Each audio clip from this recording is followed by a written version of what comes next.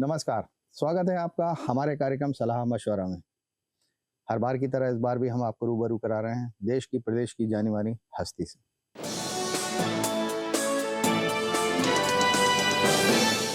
तो आज के हमारे कार्यक्रम में हम आपको मिलवाएंगे जाने-माने पत्रकार श्री राजेश सरोठिया जी से और बात करेंगे उनकी पत्रकारिता का 38 सालों के सफ़र के बारे में, जानेंगे उनसे, लेंगे उनसे बहुत सारी सलाह और करेंगे उनसे मशवरा।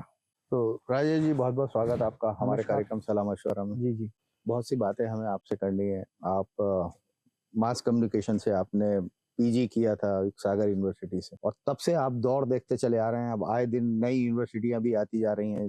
देखिए मुझे इस बात की बड़ा गर्व है डॉक्टर हरि सिंह गौर जैसी शख्सियत पर, जी, जिन्होंने 1946 में सागर में अपने पैसे से, आज तो यूनिवर्सिटी पैसा कमाने के लिए कर रही है, जी, जी। उन्होंने अपनी बैरिस्टरी की पूरी कमाई जो है उस समय करीब 1 करोड़ रुपए उन्होंने यूनिवर्सिटी लगाने में करी और बड़ी नामचीन हस्तियों को उन्होंने वहाँ से ला करके बहुत सारे ऐसे विभाग स्थापित किए जिसकी कि न केवल पत्रकारिता जी, बल्कि जियोलॉजी जैसे शब्द है, जियोलॉजी में भूगर्भ शास्त्र, पूरे देश भर के आपको भूगर्भ विज्ञानी आपको सागर यूनिवर्सिटी के मिल जाएँगे, फार्मेसी के मिल जाएँगे, एंथ्रोपोलॉजी के मिल जाएँगे, जी, जी, मनोविज्ञान के मिल जाएँगे, दर्शन शास्त्र के मिल जाएँगे। आपके आचार्य रजनीश जो है वो तो उन्होंने जी, वहाँ पर पढ़ाई की थी, दर्शन शास्त्र के प्रोफेसर भी रहे थे वहाँ। तो बहुत विशेष सर्किल और सागर यूनिवर्सिटी का नाम था और वहाँ पर 83-84 में एक कोर्स खुला, तो मैं बीएससी करने के तुरंत बाद, क्योंकि पत्रकार बनने की मेरी इच्छा तमन्ना शायद 9वीं क्लास से हो गई थी। जी, जी, जी। फिर मुझे हमारे बहनोई था विजय भदौलिया जी जो है, उन्होंने मेरे को प्रेरित किया कि नहीं पत्रकारिता अच्छा प्रोफेशन है। तो मैंने बीएससी के बाद में मेरे सारे टीचर्स, चूँकि मैं क्रिकेट भी खेलता था सागर यूनिवर्सिटी से, जी, जी। तो सब प्रोफेसर चाहते थे कि मैं एमएससी करूँ, वहीं पर फिर जाके लेक्चरर बन जाऊँ। मैंने कहा नहीं मैं पत्रकारिता करूँगा और कोर्स आया और मैंने वहाँ पे उसके लिए जी, 20 सीटें थी कुल, जिसमें 4 रिजर्व थी और 16 अनरिजर्व थी। तो सेकंड पोजीशन आई मेरी उसमें, रिटन जी, जी। टेस्ट हुआ उसका एंट्रेंस से और 84-85 में हमने post graduate degree mass communication and journalism दोनों चीज़ें थी, लगी उनको। अब तो सर दौर शुरू हो गया है। हर जी। यूनिवर्सिटी पत्रकारिता की एक अब यहाँ पर ऐसा हो गया ना कि वो डॉक्टर आँत, डॉक्टर दाँत, डॉक्टर अलग-अलग हाँ, विषय का कर दिए। जबकि पत्रकारिता में आप communication, rural communication, mass communication, आपका जो है एडिटिंग, रिपोर्टिंग, जी, public relation, advertisement, newspaper production, press related law, ऐसे 9 पेपर होते थे हम लोग के। और वो चीज़ों को समग्र पत्रकार बनाने के हिसाब से वो चीज़ थी और इसी यही वजह है कि आज भोपाल जैसे शहर में कम से कम 100 से ज़्यादा पत्रकार सागर विश्वविद्यालय से निकले हुए हैं। आपने तो एक एसोसिएशन भी है आपकी सागर हाँ, पत्र। और दूसरा ये कि 150 से करीब ऊपर पत्रकार जो हैं वो दिल्ली में हैं। जी, जी। बाद में समय के साथ में थोड़ा-सा विभाग का क्षरण होने लगा और फिर वो बात नहीं रही और फिर बहुत सारी जगह इंस्टीट्यूट हो गए, फिर टाइम्स ऑफ इंडिया ने कर दिया। नहीं तो पहले तो Indian institute of mass communication था दिल्ली में जी, जी। और उसके बाद सागर यूनिवर्सिटी का कोर्स था। बाद में फिर जबलपुर यूनिवर्सिटी, इंदौर यूनिवर्सिटी, बिलासपुर में, रायपुर में खुली सब सारी और फिर ये माखनलाल का भी खुला और फिर सब चीज़ें होती गई। तो बड़ा लंबा दौर आपने देखा, बड़े-बड़े अच्छे आपने नवदुनिया और सब जगहों पे आपने अपना अहम भूमिका निभाई। तो जब आपने शुरुआत की थी तब किस तरह की चुनौतियाँ थी और आज की तारीख में अभी जैसे 3 साल पहले आप नवदुनिया में थे, तो हुँ। अब जो चुनौतियाँ हैं उन दोनों में क्या फ़र्क आ गया? देखिए चुनौतियाँ तो समय के साथ में बदलती रहती हैं, जी, लेकिन जो ये पेशा है, लोग जो ग्लैमर के तहत आ जाते हैं, जी, उनके लिए बिल्कुल नहीं है, नंबर 1 चीज़। जी, जो जो लोग जो है इस चीज़ के लिए आते हैं, हम 10 से 6 की एक बाबुई मानसिकता लेके काम करेंगे, उनके लिए भी ये पेशा जी, नहीं है। ये तो एक पैशन है, बेसिकली जुनून है। पत्रकार जो है नैसर्गिक होता है, नंबर 1 चीज़, बनाया नहीं जा सकता। जी, और दूसरी बात, पत्रकार तो 24 घंटे का पत्रकार होता है। उसकी आँखें, नज़र, दिमाग सब जो है वो इसी चीज़ों के बारे में सोचता रहता है। लेकिन तो जो आज की तारीख में सर अब जो सिनेरियो आ गया है उसमें एक संपादक की एक भूमिका हो गई कि अखबार भी उसी को चलाना है, उसको बिजनेस भी लेकर आना है, विज्ञापन भी लेकर आना है। वो कितना बड़ा एक सरदर्द है, और जो आपकी एक कैलिबर और जो आपकी प्रतिभा को पीछे छोड़ देता है नहीं, वो। 2 चीज़ें हैं। बड़े अखबारों में आजकल क्या हुआ, संपादक नाम की संस्था का क्षरण हो गया। जी, और वो जो है वो बेसिकली वो संपादक का जो प्रिंट लाइन में नाम जाता है वो एक पेज मास्टर टाइप हो गया, उसके पेज उसकी देख-रेख में बन रहे हैं। जी, उसके बहुत कम ऐसे पत्रकार हैं जो संपादकीय लिखते हों जी, या जिन्होंने कोई लेख लिख रहे हों, और कुछ जो रिपोर्टिंग की फील्ड में नाम जी, कमा लेते हैं, जिनका जनसंपर्क का दायरा व्यापक हो जाता है, उनको जो बड़े-बड़े संस्थान हैं, वो बाध्य करते हैं अपने आर्थिक हितों को साधने के लिए, ठीक है? विज्ञापन लाने का तो नहीं है कि विज्ञापन लाने के लिए कहा जाए। विज्ञापन के लिए सब बड़े अखबारों में सबकी अपनी-अपनी टीम होती है। वही सब सोचते हुए मैं 40-45 साल की उम्र के बाद सोचने लगा था कि अगर अखबारों के संपादक के रूप में या पॉलिटिकल रिपोर्टर के रूप में या पॉलिटिकल एडिटर के रूप में मेरे को अपने संपर्कों का सिर्फ आर्थिक दोहन ही कराना है, जी, तो मैं ये सब क्यों करूँगा? अगर ये लाइजनिंग का काम ही करना, क्योंकि फिर जब आप लिखने की बात आती है, तो फिर वो होते कि हमारी पॉलिसी में नहीं आता है। फिर ऐसा लगता था कि यार लाइजनिंग ही नहीं अगर करना है तो फिर अडानी अंबानी की करो, फिर काहे को यहाँ करना? तो ठीक मैंने है। सोच लिया था कि 50 साल के बाद मैं जो है किसी बड़े संस्थान में काम नहीं करूँगा। हुँ, तो जिस पे मैं 50 साल का हो रहा था उसके मैंने 15 दिन पहले ही जो है अपना त्यागपत्र नई दुनिया से देके और फिर मैंने अपना कुछ समय मैंने अग्निबाण एक शांत दैनिक है उसको मैंने चला के देखा, उसकी फ्रेंचाइजी हाँ, लेके कि यार मैं कर सकता हूँ कि नहीं। और फिर कहा कि मैं अपना अखबार खुद शुरू करूँगा। अगर मुझे दूसरे के लिए करना है तो अपने लिए कर लूँगा ना। बिल्कुल ठीक है। सर, इसमें ये आपने जो 38 साल का जो आपका विभिन्न संस्थाओं में हुँ, आपने काम किया, उसके बारे में अपन ने चर्चा की। हुँ। 38 साल पहले का जनसंपर्क और आज के जनसंपर्क में आप क्या फ़र्क महसूस करते क्योंकि जनसंपर्क का मैंने चूँकि तो पढ़ाई भी की जनसंपर्क की हमारे उसमें हैं? मास जी, कम्युनिकेशन उसमें। मैं एक ही बात बोलता हूँ कि प्यार में और पीआर में, हुँ, पीआर मतलब पब्लिक रिलेशन जनसंपर्क, हुँ, प्यार में और पीआर में कोई टर्म्स कंडीशन नहीं होती। वो गाना है ना एक कोई शर्त होती नहीं प्यार की मगर प्यार तुमने शर्तों पे किया। हुँ, तो वो जनसंपर्क जो पीआर के उस उसूल पे चलता था, वो थोड़ा-थोड़ा उससे हट डेविएट गया। होता है। बीच में कुछ ऐसे ऑफिसर्स आए जो जिन्होंने सरकारी विभागों के ढर्रे पे जनसंपर्क विभाग को नियम कानून प्रक्रिया फाइल इन सिस्टम पे चलाने की कोशिश की। उसके कारण थोड़ा-सा वो हुआ, लेकिन अभी तो फिलहाल अच्छे ऑफिसर्स भी हैं जो पब्लिक रिलेशन के, जो कि पत्रकारिता की और पत्रकारों की समझ रखते हैं।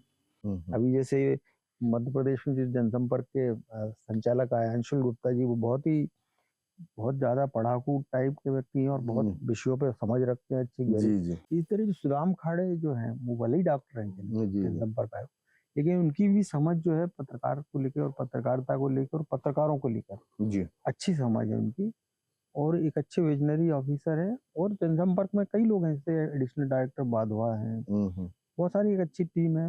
राजेश बेन है, मनवानी है जो हुँ। मुख्यमंत्री के प्रेस अधिकारी, बहुत सारे अच्छे ऑफिसर भी हैं। तो राजेश जी, हम यहाँ लेंगे एक छोटा-सा ब्रेक और फिर हम ब्रेक के बाद बात करेंगे भोपाल और उससे जुड़े मुद्दों के बारे में।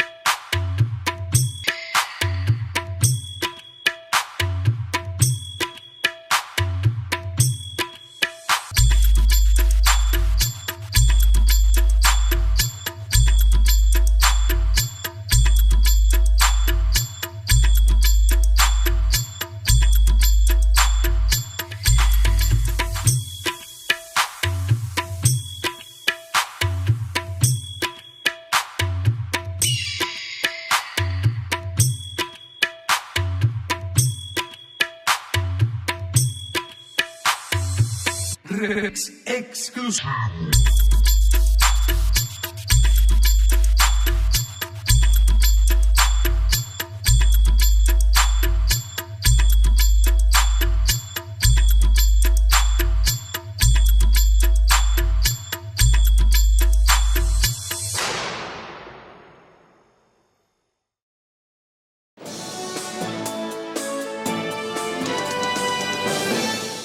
तो ब्रेक के बाद फिर आप स्वागत है। शुरुआत करते हैं कार्यक्रम सलाह मशवरा की।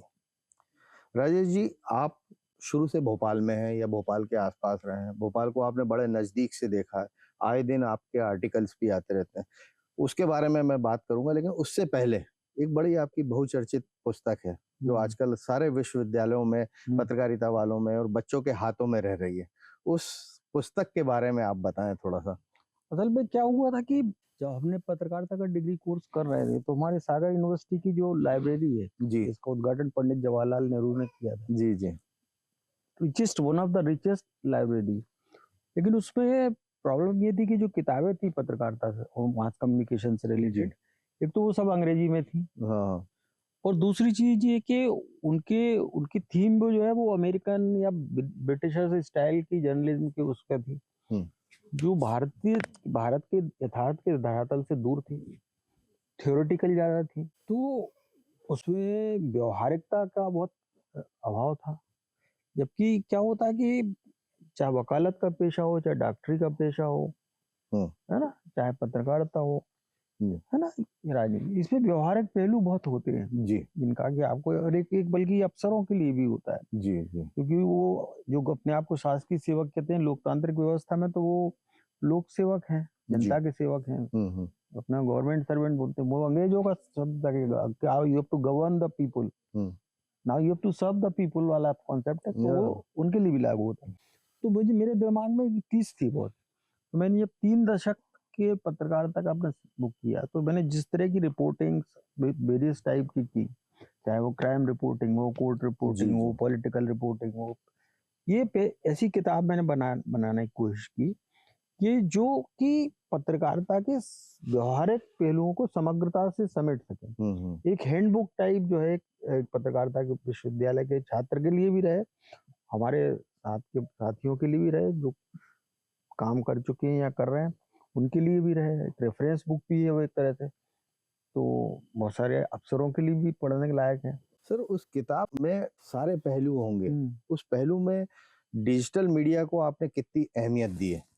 देखिए, अगर आप बात करेंगे, जैसे अपन कहें कि हम रेडियो युग की पैदाइश है, जब अपन थे तब रेडियो था, फिर टीवी आया, फिर उसके बाद में खबरिया चैनल आए, खबरिया चैनल के बाद निजी प्राइवेट खबरिया चैनल आए, है ना। आज जो है आपको जानकर आश्चर्य हुआ कि जो न्यूज चैनल की व्यूअरशिप इतनी कम हो गई है कि वो डिजिटल माध्यमों के जरिए, जो सोशल मीडिया के जरिए, डिजिटल प्लेटफॉर्म के जरिए अपनी रीच बढ़ा रहे हैं। उनकी आज लोग टीवी पे नहीं बैठ रहे हैं। कोरोना के समय लोगों ने अखबारों में हाथ लगाना बंद कर दिया। अमेरिका में अखबार बहुत बंद हो चुके हैं।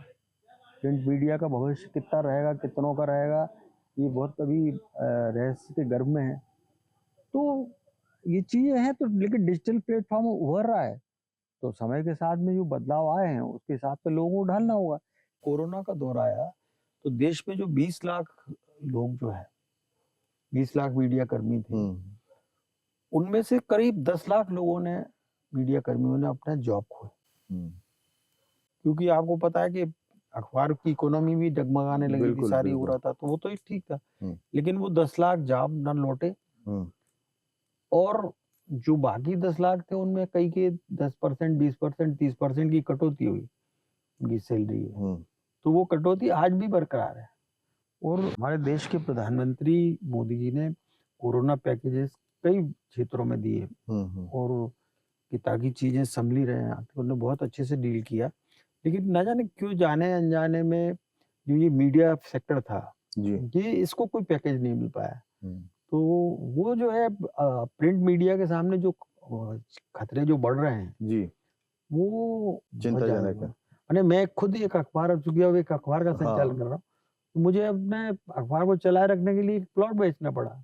जो हमारे सागर में हमारे पुश्तैनी एक प्लाट था, वो प्लॉट बेचा। नहीं तो हम सर्वाइव नहीं कर सकते थे। हमने हालांकि किसी भी आदमी की सैलरी किसी नहीं काटी, किसी को हमने हटाया नहीं, किसी का वो कुछ नहीं किया और समय पर सैलरी दी। इसके लिए मैंने अपना कार्ड समर्पित कर दिया। तो ये जो है ना, ये चीजें हो रही है मीडिया में कि अब क्या हो रहा है आपको कि अब कई मंत्रियों के यहाँ पर पत्रकार जॉब कर रहे हैं। हाँ, एज अ पीआर के लिए, ऐसे पीआर का मीडिया काम। के लिए, डिजिटल कई जो माखनलाल से निकले हुए छात्र जो है वो कांग्रेस और भाजपा के जो कार्यालय है में दिखते मीडिया हैं। विंग्स में काम कर रहे हैं। तो अब वो एवेन्यूज नहीं बच रहा है ना, तो हम्म, ये स्थिति ठीक नहीं है और इसके बारे में सोच विचार होना चाहिए। बिल्कुल ठीक बात है साहब, चिंता का विषय है क्योंकि अगर देखा जाए साहब कि रोज आए दिन आरएनआई में नए नए रजिस्ट्रेशन हो रहे हैं, लेकिन दिखते हैं अपन को 2 या 3 अखबार ही हैं जो आपके और हमारे घर में आते हैं और बाकी सब नहीं, वो भी अब बहुत कम होते जा रहा है और हम्म, रजिस्ट्रेशन भी कम हो रहे हैं और अखबार बंद भी बहुत हो रहे हैं। हम्म, मैंने मैगजीन्स तो लगभग जो है ना बंद होने के कगार पर, और बड़ी बड़ी मैगजीन भी बड़े गहरे आर्थिक संकट में चल रही है। शुरू से भोपाल को देखते चले आ रहे हैं, हम्म। बड़े बड़े आपके लेख आते हैं, आर्टिकल आते हैं और आपके लेख और आर्टिकल पे कार्रवाई भी होती है और सरकार उस पे कुछ ना कुछ निर्णय लेती है, एक्शन लेती है। एक अगर हम बात करें मास्टर प्लान की, जो 15-20 सालों से लंबित है और जिसकी वजह से सब कुछ होता चला जा रहा है और बस मास्टर प्लान नहीं आ पा रहा, ये कितना बड़ा आप इसको एक चिंता का विषय मानते हैं?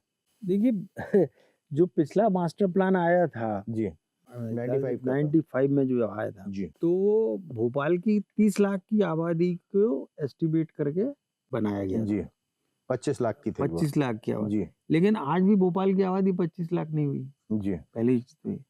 लेकिन मास्टर प्लान के आने में देरी से जो शहर का एक बहुत बेतरतीब विकास विकास हुआ होता चला जा रहा है। और उससे क्या हुआ कि जो भोपाल एक बहुत अच्छी खूबसूरत और खुशनुमा शामों वाला शहर माना जाता था, इंदौर मालवा और ये बिल्कुल, जहाँ शाम होते होते आप गर्मी के दिनों में भी जो है शाम अच्छी सुहानी सी हो जाती थी, जी, खुशनुमा हो जाती थी। गर्मी में टेम्परेचर 2-3 दिन ऐसा मौका आता था कि अब 43-44 के ऊपर पहुंचता था। अब 45-46 होना वाला आम हो गया है। सर्दी जो है भोपाल में हमेशा 5-6 डिग्री से कम नहीं होती थी। जी, वो तो खैर ठीक है सर्दी का तो, लेकिन गर्मी का प्रभाव बढ़ा है। जी, और जो हरियाली हरा भरा भोपाल जिसको हम बोलते थे, जी, वो उसको जो बेतरतीब विकास ने जो उसके चौतरफा जो हुआ है उसने उसको जकड़ लिया है। क्योंकि भोपाल की खूबसूरत ये है, आज भी देश में कोई ऐसा शहर नहीं हुआ कि उसपे एक आध रोड, आप सीहोर रोड को छोड़ दीजिए, है ना, आप किसी भी रोड पर निकलिए 10-15 किलोमीटर के बाद में आप जंगल में पहुंच जाते हैं। हाँ। वहाँ के हम जहाँ बैठ के कर रहे हैं महुआ रिजॉर्ट में, जी, ये भी शहर भोपाल से में ही। भोपाल से 8 किलोमीटर, अब भोपाल तो यहाँ 4 किलोमीटर तक आ जी, गया ना, तहसील जंगल हजूर में ही है अपन। जंगल आ गया। जी, तो भोपाल की खूबसूरती जो है ये खराब हो रही है। हम्म, अब जैसे रातापानी में जो टाइगर रिजर्व बनना था, जी, है ना, 2008 में टाइगर अथॉरिटी, कंजर्वेशन अथॉरिटी है दिल्ली की, जो जी, उसने उसको अपनी सहमति दे दी, जी, लेकिन वो जो है उसको इम्प्लीमेंट ही नहीं किया, उसको नोटिफिकेशन ही नहीं हुआ। अब जाके मोहन यादव जी ने जो पहल की है, तो जी। अब जाके इसका नोटिफिकेशन हुआ है और 10 दिन बाद जो है माधव नेशनल पार्क जो है उसको जी। भी टाइगर रिजर्व के रूप में नोटिफिकेशन हो जाएगा। मेरे ख्याल से जो मास्टर प्लान डिले से आ रहा है, देर से आ रहा है, उसका एक फायदा ये मिलेगा कि अब चूंकि ये जो नोटिफिकेशन हुआ, क्योंकि मास्टर प्लान का एक प्लानिंग एरिया भी होता है जो म्युनिसिपल के बाहर रहता है, तो उस म्युनिसिपल की जो प्लानिंग एरिया के बाहर का जो एरिया आया है, जो कि अब ये reserve tiger Ratapani tiger reserve में आ गया होगा, तो वो भी एक देर से कम वो उसका एक फायदा ये मिलेगा कि अब जो मास्टर प्लान बनेगा उन चीजों को ध्यान में रखते हुए बनेगा। वो तो फायदा हुआ, लेकिन जो मास्टर प्लान में देरी से सबसे बड़ा नुकसान ये हुआ कि जो बेतरतीब विकास हो गया। जी, अब आज क्या है कि जहाँ प्लान में सड़क निकली लिखी हुई है, जी, वहां पर पता चला है अवैध बस्तियां बस गई हैं। बस्तियों में भी। तो वो जो है ना, वो चीज बहुत ज्यादा उसने नुकसान किया है। और मुझे बताने में कोई हर्ज नहीं कि नगरीय विकास मंत्री जो आज हैं कैलाश विजयवर्गीय, जी, ये शिवराज सिंह चौहान जी के समय भी नगरीय विकास मंत्री बने थे 2013 में, जी, और 1-1.5 साल 2 साल रहे। उनने बहुत कोशिश की कि मास्टर प्लान आ जाए, जी, लेकिन जो कथित राजनीतिक कारणों से या किस कारण से या कोई डर था कि इसके मास्टर प्लान आने से कहीं बवाल नहीं मच जाए, वो नहीं आ पाया। और जितना वो बहुत दुखी रहते थे इस बात को लेके, क्योंकि इंदौर को आज जो इंदौर जिस मतलब तेजी से चलता है। भोपाल से मीलों आगे खड़ा हुआ बहुत आगे। है ना। अब आप समझेंगे भोपाल से बहुत अलग, बहुत मीलों आगे चल, तो उसके शिल्पकार तो कैलाश विजयवर्गीय ही थे, वो पता। तो वो चीज जो है ना, वो यहाँ करना चाहते थे, नहीं कर पाए वो, और फिर अंततः वो महासचिव बन के चल गए तो सर दिल्ली। इसमें तो आपकी कलम की जरूरत है सर। अब आप नहीं, हम तो लगातार इस बारे में लिखते ही रहते हैं। और वो अभी मैंने खास तौर से काफी अभी 3-4 महीने से भोपाल में जो अभी नया विकास हुआ है, जी उसको मैं बहुत घूमता रहता हूँ। जब भी मुझे टाइम मिलता है, घंटे 2 घंटे 3 घंटे अखबार और डिजिटल चैनल के बीच में, हाँ, तो मैं जाके यहीं घूम के देखता रहता हूँ कि कहाँ क्या किस तरह से चीजें हो रही। तो बड़ा देख के बड़ी तरस आता है कि अब ये मास्टर प्लान आ जाएगा, जी क्योंकि अब मोहन यादव की भी इच्छा है आने की, और कैलाश विजयवर्गीय तो पहले से ही थे। ये आ जाएगा, लेकिन आने के बाद वो कितना इम्प्लीमेंट हो पाएगा, इसको लेके फिर मैं संदेह। अगर बात की जाए, जैसे आपने शुरुआत में कहा था कि साहब 25 लाख को लेके आबादी को लेके किया, तो 25 आज तक नहीं हो पाई, लेकिन गाड़ियां उससे 6 गुनी जो उनके प्रोजेक्शंस थे, हाँ, उससे 3-4 गुनी गाड़ियां भोपाल में आ गई, और और उसकी तुलना में सड़कें नहीं बनी हैं। उसकी तुलना में सड़कें नहीं बनी, जिसका अरे खामियाजा हम भुगत रहे हैं। एक स्थिति में आपसे कहूँ कि जैसे आपको याद होगा 92 में जब दंगा हुआ, जी तो शुरुआत के 2-4 घंटों में जी हर आदमी टेलीफोन ही था उस समय, जी। Landline phone. जी सबने इतना फोन उठाया बार बार कि टेलीफोन एक्सचेंज में जो हीटिंग जनरेट होती है, उसको रखने के लिए बहुत सारे एसीज एसीज लगते हैं। लगते हैं उसको, तो वो इतनी हीट जनरेट हुई कि वो वो कोलैप्स भी कर फेल गया। हो गए, और आपको याद हो कि 4-6 घंटे तक फोन बिल्कुल फोन से बंद हो गए। ध्वस्त हो गई थी व्यवस्था। तो यही स्थिति ये है कि अगर कोई कॉल कर दे आज कि भला वाला 12 तारीख को इतने बजे 12 बजे सारे लोगों को, जिसके पास जितनी गाड़ियां हैं, सबको सड़क पे लेके आना है, जी तो पूरा भोपाल में जाम लग जाएगा। पहले मुझे दिल्ली को देख के ये स्थिति लग रही थी, अब ये। बराबर। सर ये मेरे ख्याल से अब आपके साथ अगर अपन ये सिलसिला जारी रहेगा तो पता नहीं कब तक चलता रहेगा, लेकिन समय की सीमा है, दूरदर्शन जी, का जी। प्रोग्राम है, और हमें 27 मिनट में मैक्सिमम हमें मिलते हैं, जिसमें हमने मेरे ख्याल से पूरे कर लिए होंगे। तो सर जाते जाते आने वाली जो हमारी नस्ल है पत्रकारों की, जो पत्रकारिता में कर रहे हैं, उनके लिए आपकी किताब एक मील का पत्थर साबित होगी। उस किताब के कुछ अंश और कुछ बच्चों को क्यों पढ़ना चाहिए, उस बारे में बताएं सर। मैंने आपको शुरू में कहा था कि जो मैंने पढ़ाई की थी, सैद्धांतिक चीज ज्यादा थी और एक व्यवहारिक पहलू जो है वो कम है। उसका कारण क्या है? उसके कारण रिपोर्टर भी परेशान होता है, और डेस्क पे बैठा आदमी भी रिपोर्टर के दर्द को नहीं समझ पाता, और रिपोर्टर जो है उसके मर्म को नहीं समझ समझ पाता। पाता। तो सारी चीजों को मैंने समेटा है, किस तरह की रिपोर्टिंग क्या होना चाहिए। और मेरी वो पुस्तक जो है, खबर नवीसी आप बीती आंखों देखी, अरे वाह। वो किसी के रेफरेंस नहीं है, मैंने किसी के पुराने रेफरेंस इतिहास के पन्नों से निकाल के चीज नहीं की। जो हमने खुद देखा, मेरे सामने घटा, जो मैंने रिपोर्ट किया, वो चीजें कोट अनकोट में कहने की कोशिश की है। अब वो किताब बाजार में है कुछ दुकानों पर, जी लेकिन अगर नहीं मिले तो अमेजन, फ्लिपकार्ट पर जो है अवेलेबल। आराम से खबर नवीसी आप बीती आंखों देखी, बहुत बढ़िया। और खबर नवीसी ही अगर आप सर्च करेंगे तो उसमें वो आ जाता अपने आप आ जाएगी। तो बहुत बहुत बधाई सर, बहुत बहुत शुभकामनाएं, है। जी, धन्यवाद। और उम्मीद है कि बच्चे उस किताब को पढ़ेंगे और कुछ ना कुछ लाभ लेंगे। और आपने समय निकाला, आप यहाँ तक आए, महुआ हाउस में आए, बहुत बहुत आभार आपका। तो आज के कार्यक्रम में बस इतना ही। अगली बार हम फिर हाजिर होंगे किसी नई शख्सियत के साथ। तब तक मुझे दीजिए इजाजत। नमस्कार।